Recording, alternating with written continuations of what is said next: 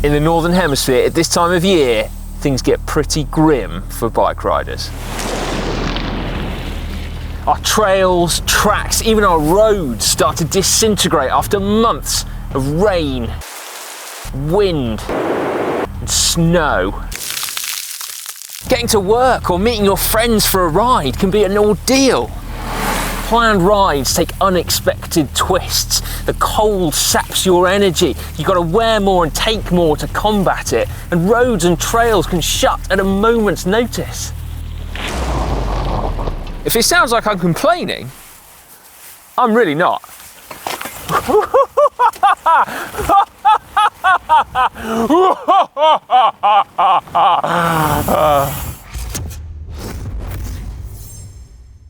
I love it. This time of year is like a lottery. You've got to embrace the elements or you get chewed up and spat out. Admittedly, there have been worse days in the UK in winter before, but still, it's flipping cold, all right? It's no place for a featherweight. This is the territory of something altogether more rugged. Now, I don't just mean that road bike that you squeeze 28mm tyres into. Oh no, this is time for the big guns. This is the new Moots Routt ESC.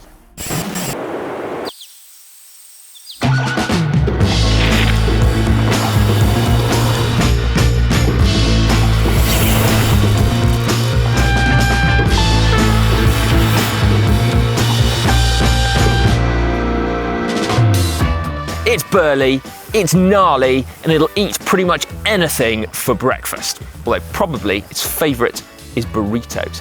But it's also a thing of beauty. Like all Moots bikes, this is made from titanium, and their construction is legendary, and rightly so.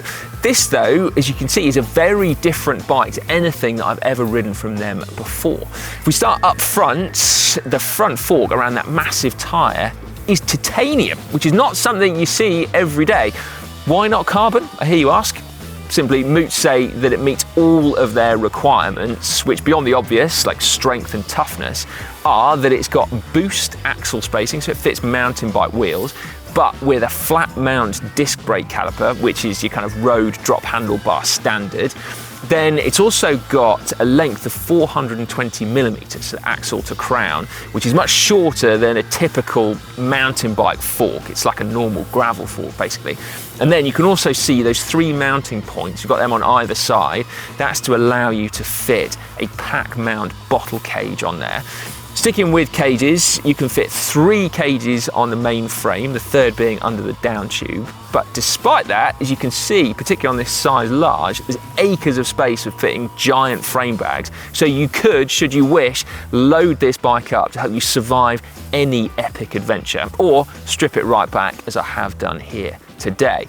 Now you'll also see very clearly loads of aerodynamic touches on here.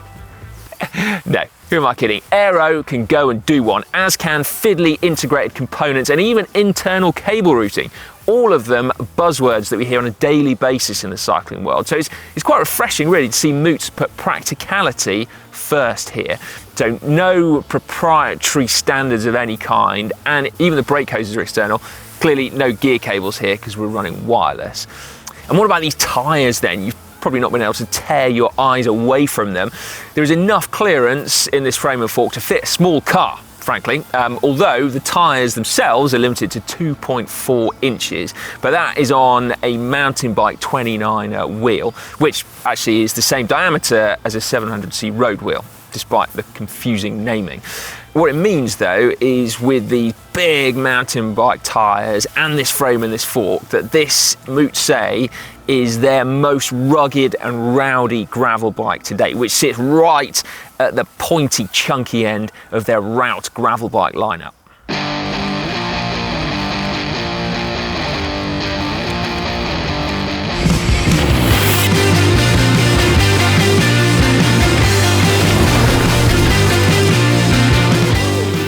Where was I?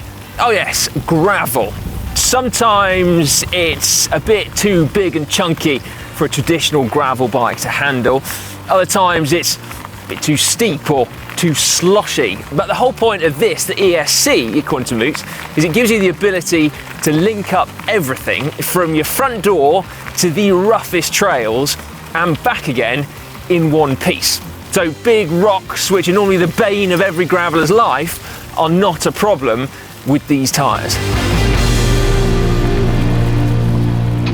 Now, before I get this bike too muddy, we should talk about the finish, which is not a paint job. It's Moots' sumptuous raw titanium satin finish, but with this super cool anodizing option as well. Available on all their bikes. This particular one is apparently inspired by 1980s era race cars, and it's called Trans Am, which personally I think is a bit of a nod as to what this bike might make you want to do.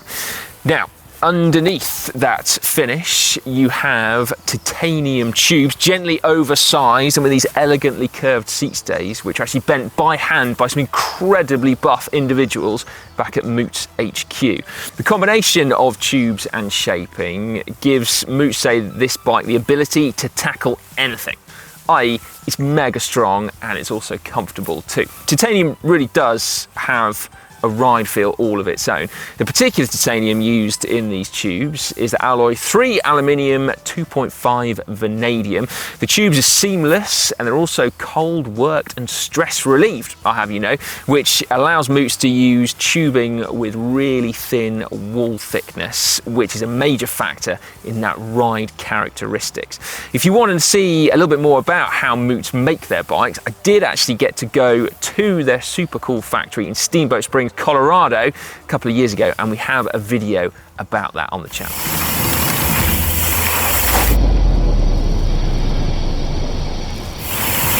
It feels like gravel as a genre is growing up. We're getting more and more options to suit all our various different needs right across the spectrum, from racy through to rowdy. And yeah, there's always going to be someone that says, just get a mountain bike, particularly when you start to get big and chunky like this one. But why?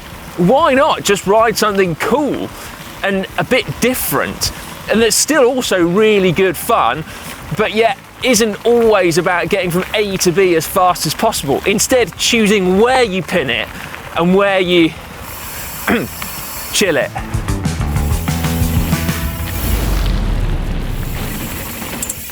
Frankly, this is the type of bike that makes me want to ride across a continent, or perhaps the length of a mountain range like the Andes or the Himalayas. Closer to home, it's a type of bike for savouring bike rides in a different way. I mean, the riding position is much more chill. It's like a sun lounger compared to a road bike, and that's no bad thing. The front end is taller, it's also coupled to a shorter stem, so you are more upright in a kind of commanding and confident position. It's impossible to ride it without looking at the view, or perhaps more honestly, I can see where I'm going without looking through my eyebrows. Although, it's got to be said, in the interests of speed, I did ride home on my commute the other day, 20 kilometers, and actually my average speed was just 6k an hour slower than on my Aero road bike, which surprised me quite a bit. Although, full disclosure, I did adopt non-UCI legal positions at several occasions. Now, this bike here, which is the SRAM ETAP Axis equipped build, retails for $12,825. That's with this Trans Am anodizing on. Without, just with a standard satin finish, it's $12,000. There's also another build called the Neo Retro build, which has got all sorts of amazing modern but retro looking shiny componentry on there.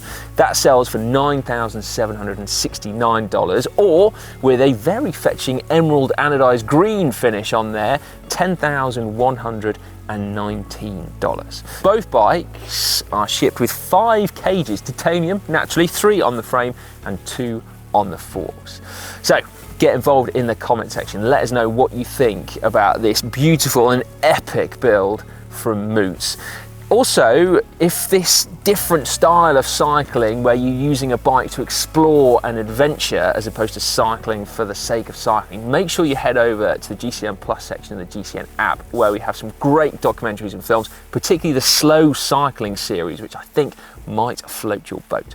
Right then, I'm going to leave you there. It is, as you can see, getting dark. I have trails to ride and a home to get to. Please give this video a big thumbs up if you've enjoyed it.